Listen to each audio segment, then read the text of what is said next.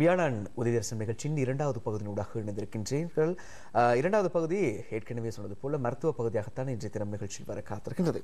இந்த மருத்துவ பகுதியில் நம்மோடு இணைந்து கொள்கின்றார் அமைதியாக தொண்டாற்றும் உத்தம மனிதர் என்ற துணைப்பொருளில் ஐக்கிய நாடுகள் சபையினால் வழங்கப்பட்ட உயரிய விருதாகிய இந்த வி விருதை பெற்றுக்கொண்ட நம்முடைய நாட்டைச் சேர்ந்தவர் ஒஸ்ல்மோ ஆட்டிசம் சென்டரின் ஸ்தாபகரும்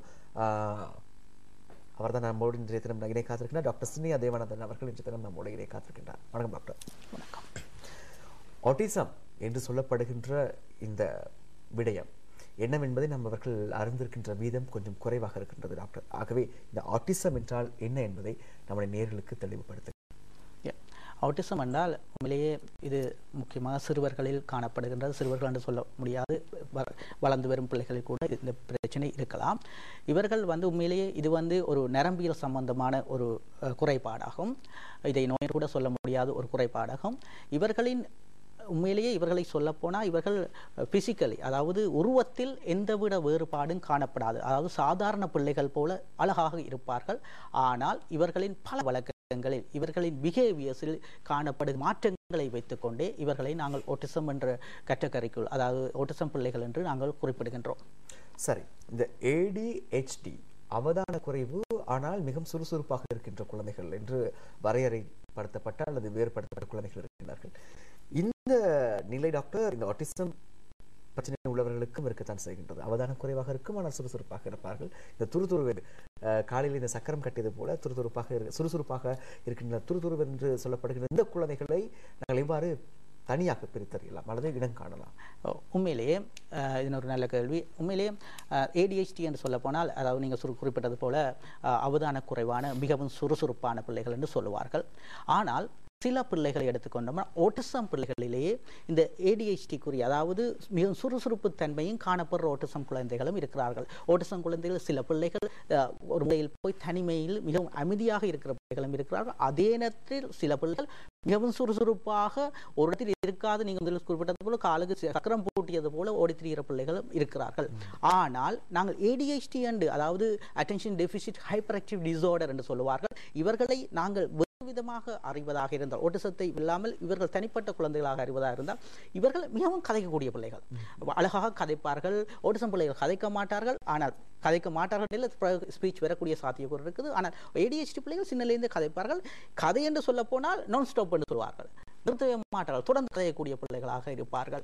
அது மாத்திரமில்லை, ஒரு கொஞ்சம் பிள்ளைகள் சேர்ந்து விளையாடும் போது, உதாரணமான சொல்ல போனால் சின்ன பிள்ளைகள் விளையாடும் போது இவர்கள் மிகவும் உரத்த குரலில் அவர் எல்லாரும் பார்க்க இவரான அதில் லீடராக இருக்கணும், இவரான அதில் பெரியாளாக இருக்கணும் என்று நோக்கத்தோடு கதையக்கூடிய பிள்ளைகளாக இருப்பார்கள் இந்த ADHD ஃபீச்சர். இவர்கள் படிக்கக்கூடிய பிள்ளைகள், இவர் சாதாரணமாக பள்ளிக்கூடம் போவார்கள். ஆனால் அங்கும் பள்ளிக்கூடத்திலும் உதாரணமாக கொடுக்குற வேலைகள் கூட சில வேலைகளை வலு சீக்கிரமாக செய்துவிட்டு டக்குன்னு செய்துவிட்டு டக்குன்னு பக்கத்தில் இருக்கிற பிள்ளையோ அல்லாட்டி போனால் அங்கே யாரும் போனால் ஏதோ ஒரு வேலையில் செய்து கொண்டு மற்றவர்களுக்கு டிஸ்டர்ப் பண்ண விளைக்கிறார். உதாரணமாக சொல்ல போனால் ஒரு கியூவில் விட்டம் என்றால், பள்ளிக்கூடத்தில் கியூவில் போகணும் என்று சொன்னால் இவர்கள் அந்த கியூவில் சரியாக நேராக நின்று போகக்கூடிய தன்மை இவர்களுக்கு இருவாது. டக்குன்னு உடைச்சு போட்டு ஓடிப்போ முன்னுக்கு போக தான் விளைக்கிறார்கள்.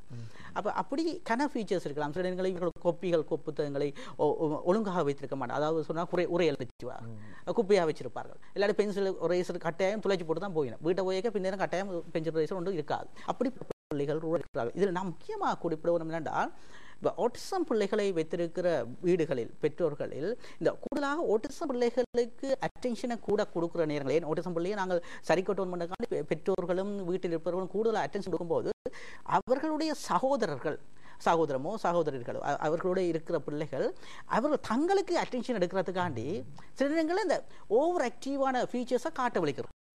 ஏன் அந்த மற்ற பிள்ளைக்கு தான் இவர்கள் கூடுதல் அட்டென்ஷன் கொடுக்குறாங்க, தனக்கு அட்டென்ஷன் தரவில்லைன்றதுக்காண்டி என்ன செய்யணும், கூட அட்டென்ஷன் எடுக்கிறதுக்காண்டி ஓவராக கதைக்கவோ இல்லாட்டி பெற்றோர்கள் கதைத்து கொண்டிருக்கும் போது அதை டிஸ்டர்ப் பண்ணவோ அப்படியான செய்கைகளை செய்ய விளைக்கிறார்கள். இந்த இடத்தில் தான் முக்கியமாக பெற்றோர்கள் மிகவும் கவனமாக இருக்கணும். இந்த பிள்ளைகளை எப்படி, அதாவது 2 பேரை, இந்த ஆட்டிஸ்டிக் பிள்ளை இருந்தால் அந்த பிள்ளையை இந்த பிள்ளையும் எப்படி பேலன்ஸ் பண்ணி கொண்டு போகும் என்றதை இவர்கள் சரியான விதத்தில் அவர்களை அணுகி அந்த சரியான விதத்தில் கொண்டு செல்ல வேண்டும். நிச்சயமாக டாக்டர், இந்த சிறு வயதிலே பிள்ளைகளை பார்க்கின்ற பொழுது பொதுவாக எல்லோருடைய செயற்பாடுகளும் ஒத்தவையாகத்தான் இருக்கின்றது. ஆனால் சில பிள்ளைகள் இலகுவில் பேச மாட்டார்கள் அல்லது அவர்கள் பேச எடுக்கின்ற காலம் அதிகமாக இருக்கும். அப்படிதான் நடப்பதற்கும் மற்ற சில விடயங்களை அவர்களுடைய வெளிப்பாடுகளை வெளிக்காட்டுவதற்கு எடுக்கின்ற காலம் அதிகமாக இருக்கின்றது. தன்னுடைய செயற்பாட்டை வெளிக்காட்டுவதற்கு எடுக்கின்ற காலம் அதிகமாக இருக்கின்றது. இருந்தாலும் இந்த ஒட்டிசம் ஒரு பிள்ளைக்கு ஏற்பட்டிருக்கிறது என்பதை எவ்வாறு பெற்றோர்கள் இனம் காணலாம்? எத்தனை வயதில் இனம் காணலாம்? உண்மை, நல்ல விஷயம். உண்மையிலேயே நீங்கள் சொல்வது போல சில இடங்களில் பிள்ளைகள் கதைப்பதற்கு பிந்தலாம், அது நடப்பதற்கு பிந்தலாம். அதாவது மைல்ஸ்டோன் டிலே என்று சொல்லுவார்கள்.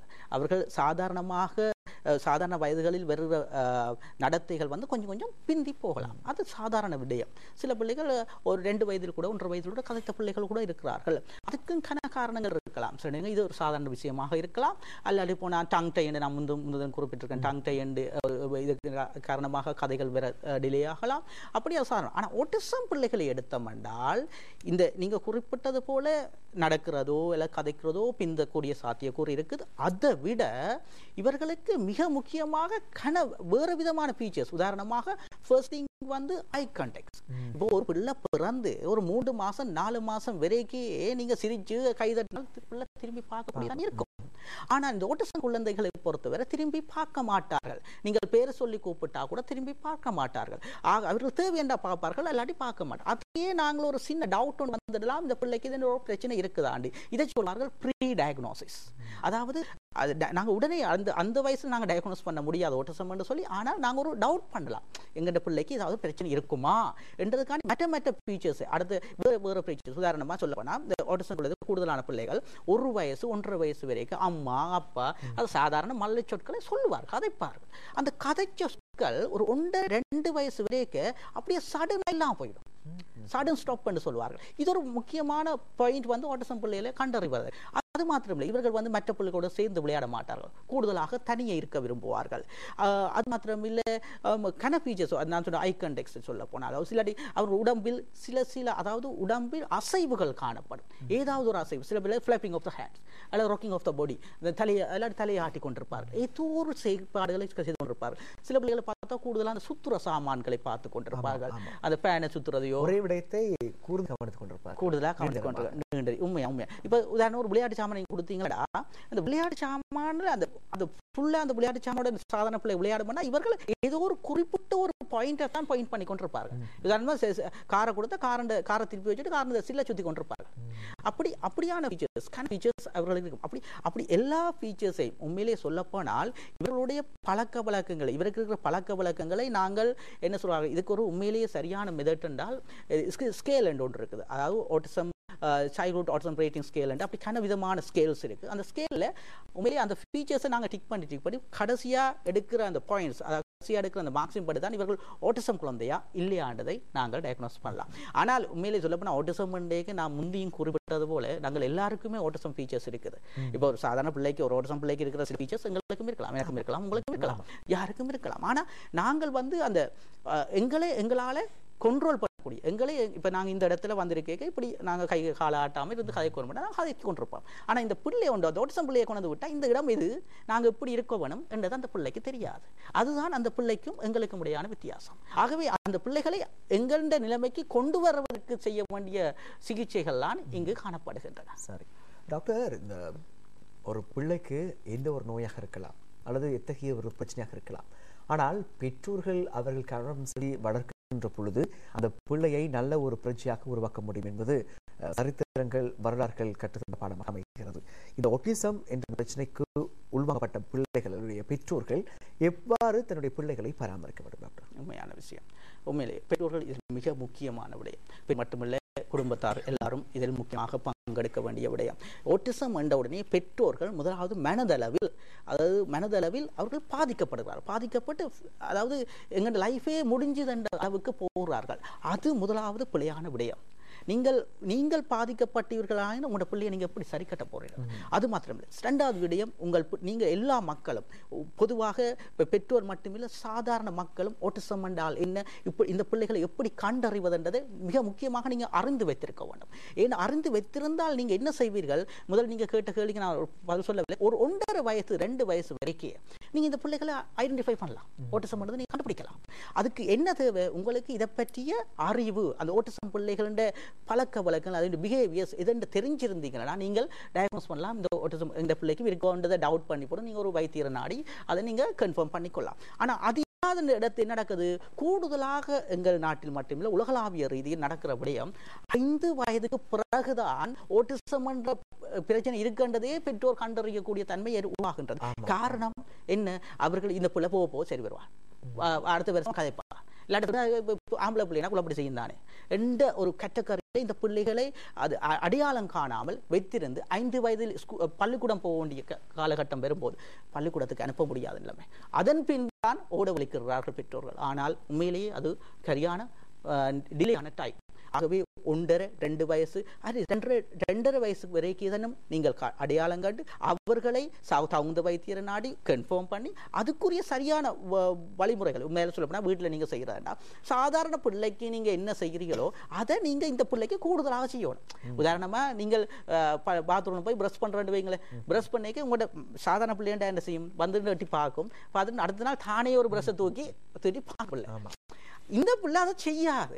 அப்ப இந்த பிள்ளைகளுக்கு நீங்க என்ன செய்யணும், அதை பழக்கணும். இதுக்கு பொறுமை தேவை. நீங்கள் 2 தெரிஞ்சுக்கிறீங்க, 5 தெரியும், 10 தெரிஞ்சுக்கிறீங்க, அந்த பிள்ளை செய்யலையேன்ற உடனே நீங்க ஃபெடப் ஆகிறீங்க. கூடுதலான பெற்றோர் அந்த ஃபெடப் பண்றது இருக்கக்கூடாது. விடாமுயற்சி இருந்துச்சென்றால் இந்த பிள்ளைகள் நாளடைவில் அந்த வேலையை செய்வார்கள். முக்கியமான விடயம் இதில் இன்னும் ஒரு முக்கியமான பெற்றோர்கள் சொல்ல வேண்டிய விடயம் டாய்லெட் ட்ரைனிங். Very important. கூடுதலான பிள்ளைகள் நான் கண்ட இடத்துல எத்தனையோ பிள்ளைகள் 10, 12, 15 வயதில் கூட பேம்பர்ஸ் யூஸ் பண்ணி கொண்டு வர பிள்ளைகள் இருக்கிறார்கள். இன்னும் டாய்லெட் கண்ட்ரோல் இல்லை, டாய்லெட் தெரியாது, யூரின் போகிறது எப்படி எடுத்து பிள்ளைகளுக்கு தெரியாது. அதை நீங்கள் சின்ன வயசுல ஒரு 3 வயசு 4 வயசு கடைசி 5 வயதுகளில் அதை நிச்சயம் ப்ராக்டிஸ் பண்ணியாகணும். ஒரு மலத்தியாலத்துக்கு ஒருக்கா பாத்ரூம் கொண்டு இது பிள்ளை யூரின் பைய சொல்லி விடுங்க, கொண்டு போய் ஒரு மலத்தியால் நீ கொஞ்சம் கஷ்டப்படுங்க. கஷ்டப்பட்டு நீங்கள் திரும்ப செய்ய அந்த பிள்ளை ஆட்டோமேட்டிக்காக இது நாங்கள் செய்திருக்கிறோம், சரி கட்டி இருக்கிறோம், டாய்லெட் ட்ரைனிங் செய்து ஓட்டிசம் பிள்ளைகள் நோமலாக டாய்லெட் போகக்கூடிய நிலைமையில் இருக்கிறார்கள். ஆகவே பெற்றோர் உங்களால் ஏழாடுது இல்லை, நீங்கள் என்ன செய்யணும், அதை விடாமல் திரும்ப செய்து பழகி கொண்டு வரைக்க அந்த பிள்ளையின் நாளடைவில் டாய்லெட் ட்ரைனிங் சரியாக. இது ஒரு மிக முக்கியமான விடயத்தை நான் மக்களுக்கு சொல்ல வேண்டியது. இந்த விடயத்தை பார்க்கின்ற பொழுது டாக்டர் எனக்கு மற்றொரு சந்தேகம் எழுகிறது.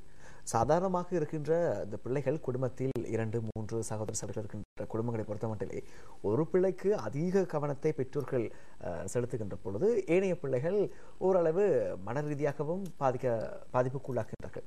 ஏன் தன்னுடைய அண்ணாவுக்கு மட்டும்தான் இப்படியா, எனக்கு அப்படி இல்லையா என்று எண்ணுகின்ற தன்மை இருக்கிறது.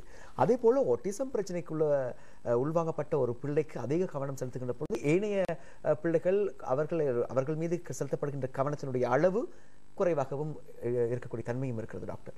அல்லது அதே போலவே இவர்களையும் பராமரிக்கின்ற நிலையும் ஆங்காங்கே இடம்பெறத்தான் செய்கிறது. ஆகவே இந்த ஒட்டிசம் ஒரு பிள்ளைக்கு இருக்குமாக இருந்தால் அவரை சார்ந்த அவர்களோடு இருக்கின்ற சகோதரிகளுக்கு இன்னும் பல பிரச்சனை ஏற்படக்கூடிய வாய்ப்புகள் இருக்கிறது. அப்படித்தானே டாக்டர்?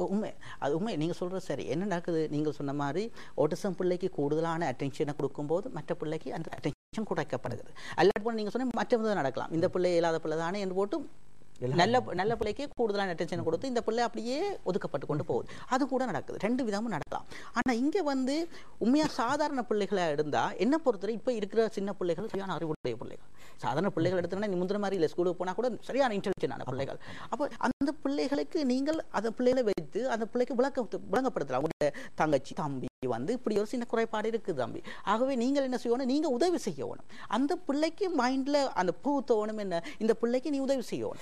இந்த பிள்ளைய நீங்க டாய்லெட்டுக்கு கூட்டிட்டு போங்க, விளையாடி போனா அதால தான் நாங்க இந்த பிள்ளைக்கு கூடுதலான அட்டென்ஷனை கொடுக்குறோம்ன்றது அந்த பிள்ளைக்கு சொல்லி கொடுத்து அப்படி அந்த பிள்ளையே ஒரே பரல்ல வச்சு கொண்டு போயக்க ஆட்டோமேட்டிக்காக சாதாரண தண்டபாலே நல்ல நிலைமைக்கு வருவார். அது மாத்திரமில்லை, இன்னும் கூடுதலான அட்டென்ஷன் கொடுத்து மற்ற இயலாத பிள்ளைக்கும் உதவி செய்வார். இதை விட்டு போட்டு நாங்கள் நீ அங்கே போ என்று போட்டு அந்த பிள்ளையை ஒதுக்கி போட்டு இந்த ஓட்டிசம் பிள்ளைக்கு தான் கூடுதல் அட்டென்ஷன் கொடுத்து இந்த பிள்ளையை சரி கட்டணும் பண்ண விலைக்கிடைக்க நடக்குது. அந்த பிள்ளை பாதிக்கப்படும். அப்படி செய்ய வேண்டிய அவசியம் இல்லை. பரல்ல நீங்கள் வடிவை சாதாரண பிள்ளைக்கு எக்ஸ்பிளைன் பண்ணி இந்த பிள்ளைய நீங்க சரி கட்டலாம். சரி கட்ட முடியாத இல்லை. இது அதான் சொல்றேன், இது உண்மையிலேயே பெற்றோருக்கோ குடும்பத்தாருக்கோ கிரியேட்டிவிட்டி இருக்கும்.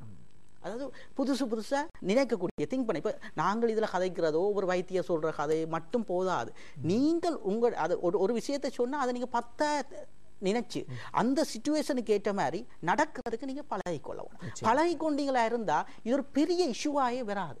உண்மையிலேயே இது ஒரு பெரிய இஷ்யூவாக இல்லாமல் நீங்களே வீட்டில் வைத்து உங்களோட பிள்ளைகளை சரி கட்ட இயலும். ஆனால் அதை நீங்கள் செய்கிறது இல்லை. கூடுதலான பெற்றோர் அதை நீங்கள் ஃபெடப் ஆகுறீங்க, செய்யுங்கள் இல்லை. அதால தான் உங்களோட பிள்ளைகளுக்கு இன்னும் பாதிக்கப்பட்டு கொண்டு போகிறார்கள். அதை விட்டு போட்டு நீங்கள் முக்கியமாக கான்ஃபிடென்ட் ஆகணும். முதலாவது உங்களுக்கு மனத்தைரியம் இருக்கணும். ஏலும் என்ற ஒரு முயற்சி உங்களுக்கு மனதில் தோன்ற வேணும். தோன்றி நீங்கள் அதை விடாமுயற்சியாக செய்ய வேணும். சரி, அதே போல் டாக்டர், ஒரு முக்கியமான விடயத்தை இந்த தருணத்தில் நான் நேயர்களுக்காக ஞாபகப்படுத்த விரும்புகிறேன். குறிப்பாக இந்த ஆட்டிசம் பிரச்சனை என்று சொல்லுகின்ற பொழுது இது எதுவும் மிகப்பெரிய ஒரு பிரச்சனை. இந்த பிரச்சனைக்கு ஒரு பிள்ளை உள்வாங்கப்பட்டு விட்டால், அந்த பிரச்சனைக்குள் ஒரு பிள்ளை பாதிப்புக்குட்பட்டால் அந்த பிள்ளையுடைய வாழ்க்கை அவ்வளவுதான், எதிர்காலமே இல்லை என்று ஒரு சிலர் எண்ணக்கூடும். ஆனால் உலகில் இருக்கின்ற மிக சிறந்தவர்கள் என்று அழைக்கப்படுகின்ற விஞ்ஞானிகள், அறிஞர்கள், சாதனையாளர்கள் இவர்களில் பலர் இந்த ஆட்டிசம் பிரச்சனைகளுக்கு உள்வாங்கப்பட்டார்கள் என்பதை நாங்கள் நேர்களுக்கு நிச்சயமாக ஞாபகப்படுத்தியாக வேண்டும் டாக்டர். ஆகவே அந்த அறிஞர்கள், சாதனையாளர்கள், விஞ்ஞானிகளைப் போல நம்முடைய நாட்டிலும் இருக்கின்ற ஆட்டிசம் பிள்ளைகளை உருவாக்க வேண்டுமாக இருந்தால் அவர்களுக்கு வழங்கப்படுகின்ற சிகிச்சைகள், பயிற்சிகள் எவ்வாறு அமைகிறது டாக்டர்? உண்மையிலே நீங்கள் சொன்ன மாதிரி உண்மையான நல்ல ஒரு விடயம். இப்போ நீங்கள் சொன்னால் இந்த உலகமே இயங்குறன்னு சொன்னால் ஆட்டிசம் பிள்ளைகள், ஆட்டிசம் ஆக்களாலே என்றே சொல்லலாம். அவ்வளோத்துக்கு முழு சயின்டிஸ்டும் ஆட்டிஸ்டிக் என்றே சொல்லலாம். அவ்வளோத்துக்கு ஆட்டிசம் பிள்ளைகள் தான் மிகவும் புத்தி கூர்மையான பிள்ளைகள். சிகிச்சைகள் என்று எடுத்துக்கொண்டபட்டால் முதலாவதாக நாங்கள் விடயத்தை இதில் கதைக்கலாம். உண்மையிலேயே ஆட்டிசம் பிள்ளைகளை குணப்படுத்துறதுக்கு மருந்துகள் என்று இதுவரைக்கும் சரியான, அதாவது உள்ளூர் கொடுக்குற இன்டர்னல் மெடிசன் எதுவும் இல்லை. ஆனால் இடங்களில் ஃபுட் சப்ளிமெண்ட்ரி என்று சொல்லி மருந்துகளை உருவாக்கி இருக்கிறார்கள். பட் அதெல்லாம் ஃபுட் சப்ளிமெண்ட்ரி. இப்போ உதாரணமாக குளூட்டன் ஃபுட் கொடுக்க வேண்டாம்னு சொல்லுவார்கள். அப்படி அது சில இப்போ B12, ஃபிஷ்லி ஆயில் அப்படி என்று இருக்குது. ஆனால் இதுக்கு உண்மையாக ஆட்டிசம் குழந்தைகளை பொறுத்த சிகிச்சை முறைகள், பயிற்சி, உதாரணமாக கதைக்க முடியாத பிள்ளைக்கு சொல்ல போனால் ஸ்பீச் தெரப்பி மூலமாக, அடுத்தது ஒரு பிள்ளை பழக்க வளங்கள் கூடுதலாக இருக்கிற பிஹேவியர் தெரப்பி மூலமாக சரி கட்டலாம். அதே போல் ஒக்குபேஷனல் தெரப்பி, அதாவது டே டு டே லைஃப்பில் செய்ய வேண்டிய விடயங்களை அவர்களுக்கு பழக்கிறத சொல்றது ஒக்குபேஷனல் தெரப்பி. அதே போல் மியூசிக் தெரப்பி. கூடுதலான ஆட்டிசம் பிள்ளைகள் மியூசிக்கை கூடுதலாக விரும்புவார்கள். ஆனால் இங்கே முக்கியமான விடயம் மியூசிக் என்று போட்டு நான் ஒரு விஷயம் சொல்கிறேன். கூடுதலான பெற்றோர் செய்கிற வேலை கார்ட்டூன் காட்டுறார்கள். கார்ட்டூனுக்கும் முள்ளுக்கும் பிள்ளையை இருத்தி விடுறார்கள். இதுக்கு சரியான ஒரு பிள்ளையான விடயம் என்ன நடக்குது? கார்ட்டூன் இந்த பிள்ளைகள் ஆட்டிசம் பிள்ளை என்ன ஒரு விடயத்தை கொடுக்கணும், கூடுதலாக அந்த டக்குன்னு மாறுற விடயங்களை பார்க்கறது கூட விரும்புவார். உதாரணமாக டிவியில் ஒரு அட்வர்டைஸனை பார்க்கறது கூட விரும்புவார்கள். ஏன் காரணம்? அது டக்குன்னு மாறிக்கொண்டிருக்கும். அதே போல் கார்ட்டூனில் கூடுதலாக இன்ட்ரெஸ்டிங்காக இருப்பார். அதால் என்ன நடக்கும்? உங்களோட பிள்ளையுடைய ஸ்பீச் இல்லாமல் போகுது. ஏன் கார்ட்டூனில் வர சில பிள்ளைகள் எங்கிட்ட வருவார்கள், கார்ட்டூனில் இருக்கிற டோரா, பாணி அந்த பாசைகளை கதைச்சு கொண்டு வர பிள்ளைகளோட இருக்கிறார்கள். இப்போ எங்களோட சாதாரண பாசைகள் தமிழையோ சிங்களமோ இங்கிலீஷோ அது கதைக்காமல் வேற ஒரு பாசை உருவாக்கி கதைச்சு கொண்டு வர பிள்ளைகளோட இருக்கிறார்கள்.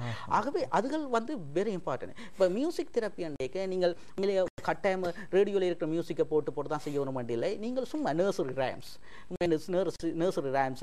ஆக்ஷனோட நீங்கள் ஆக்ஷனோட ஒவ்வொரு ஆக்ஷனோட அந்த பிள்ளைக்கு முன்னுக்கு நீங்கள் சொல்லிக் கொடுங்க. அப்போ அந்த ஆக்ஷனோட செய்ய அந்த பிள்ளை கூடுதலாக அவதானிக்க வலிக்கிடுவார். அப்போ அவதானிக்க வலிக்க ஆட்டோமேட்டிக்காக ஐ கான்டெக்ட் டெவலப் ஆகும், பிள்ளைடைய ஸ்பீச் வரும். அதெல்லாம் இதுகளெல்லாம் நீங்கள் பொறுமையாக திரும்ப செய்ய வேண்டிய விடயங்கள். திரும்பவும் சொல்லுவேன். அதே போல் education wise special educational therapy என்று சொல்லுவார்கள். உதாரணமாக ப்ரீ ரைட்டிங்கில் இருந்து ஒரு பிள்ளை பென்சில் பிடிக்கிறதுல இருந்து ஒரு சோறு சாப்பிட்றதுல இருந்து நீங்கள் பழக்க வேண்டிய விடயம். கூடுதலான இடத்துல சோத்தை என்ன செய்யணும், எல்லாம் சாப்பாடை தீத்தி விடுவார்கள், கையால் எடுத்து தீத்தி விடுவார்கள், சாப்பிட கொடுக்க மாட்டார், ஏன் கொட்டிடுவார்கள் என்றுக்கான. கொட்டுனாலும் பரவாயில்லை, நீங்கள் கொடுத்தே ஆகணும். சாப்பிட கொடுத்து பழக்கம், அதால ஃபைன் மோட்டர்ஸ் டெவலப் ஆகுது. பிள்ளைகளுக்கு கன விடயங்கள் ஜாயிண்ட் அட்டென்ஷன் டெவலப் ஆக போகுது. அதுகளெல்லாம் நீங்கள் செய்ய வேண்டிய, பெற்றோர் ஆகிய நீங்கள் செய்ய வேண்டிய விடயங்கள் ஆகும். சரி டாக்டர், இந்த ஆட்டிசம் பிரச்சனைகளுக்கு பாதிக்கப்பட்ட பிள்ளைகளுக்காக நீங்கள் ஒரு நிர்வாகத்தை உருவாக்கி அங்கு பல பயிற்சிகள் வழங்கப்படுகிறது, பல சிகிச்சைகள் வழங்கப்படுகிறது. குறிப்பாக ஒசில்மோ ஆட்டிசம் சென்டர், அங்கு பல வகையான புதிய முயற்சிகள் எடுக்கப்படுகிறது உங்களால். அதை பற்றி கொஞ்சம் சுருக்கமாக சொல்லுங்கள் டாக்டர். உண்மையிலே நாங்கள் எங்களுடைய நிலையத்தை பொறுத்தவரை சரியான உண்மையிலே எங்களோட இருக்கிற ஸ்டாஃப் எடுத்துக்கொண்டாலோ எல்லாரையும் எடுத்துக்கொண்டு நாங்கள் சரியான கஷ்டப்பட்டு, அதாவது மனதார உண்மையிலே நாங்கள் வேலை செய்து கொண்டிருக்கிறோம். அதன் காரணமாகத்தான் எங்கள்கிட்ட வார பிள்ளைகள், கூடுதலான பிள்ளைகள் சரியான முன்னேற்றங்களை அடைந்து கொண்டிருக்கிறார்கள். ஆனால் எங்கள் நிலையத்தை பொறுத்து நாங்கள் கூடுதலாக சின்ன பிள்ளைகளைத்தான் எடுத்து செய்து கொண்டிருக்கிறோம். காரணம் வசதிகள் வாய்ப்புகள் போதாதன் காரணமாக ஆட்டிசம் மண்டைக்கு சில அடல்ட் ஆட்டிசம் கூட இருக்கிறார்கள். அடல்ட் ஆட்டிசம் மண்டைக்கு பெரிய பிள்ளைகள் 10, 12, 40, 50 வயதில் கூட இருக்கிற பிள்ளைகள் அப்படியே வீட்டுக்குள்ளே வைத்துக் கொண்டிருக்கிறார்கள். ஆனால் அந்த பிள்ளைகளையோ அவர்களை செய்ய முடியாதென்று இல்லை. ஆனால் சரியாக கஷ்டம். உண்மையாக சின்ன வயசு, அதான் நான் சொல்றேன், சிறு வயதில் 1, 2 வயசுல ஐடென்டிஃபை பண்ணி அந்த கட்டாயமே நீங்கள் சரியான சிகிச்சைகளை கொடுப்பீர்கள்னா உங்களோட பிள்ளையை நீங்கள் ஸ்கூலுக்கு பாடசாலைக்கு அனுப்ப முடியும். அதைத்தான் நாங்கள் எங்கள் நிலையத்தில் செய்து கொண்டிருக்கிறோம். ஆகவே ஆனால் நாங்கள் லிமிட் பண்ணி, அதாவது கூடுதலான பிள்ளைகளை ஆசைப்பட்டு எடுக்கிறதுல லிமிட் பண்ணி எங்களால் முடியுமான பிள்ளைகளை மட்டும் எடுத்து அவர்களுக்கு சரியான சிகிச்சைகளை வழங்கி கொண்டு இருக்கின்றோம். சரி டாக்டர், உங்களுடைய இணையதள முகவரியை நம்முடைய நேயர்களோடு நேயர்களுக்கு அறிவித்தரலாம் என்று எதிர்பார்க்கின்றேன். www.osilmo.com www.osilmo.com என்ற அந்த இணையதள முகவரிக்குள் நீங்கள் நுழைந்து இது தொடர்பான மேலுக்கு விளக்கத்தை பெற்றுக்கொள்ளலாம். இன்றைய தினம் நம்மோடு இணைந்து கொண்ட டாக்டர் சின்னையா தேவநாதன் அவர்களுக்கு நாங்கள் நிகழ்ச்சியின் சார்பாகவும் எங்களுடைய நேயர்கள் சார்பாகவும் நன்றிகளை தெரிவித்து வைத்திருக்கின்றோம். நன்றி டாக்டர். நன்றி, வணக்கம்.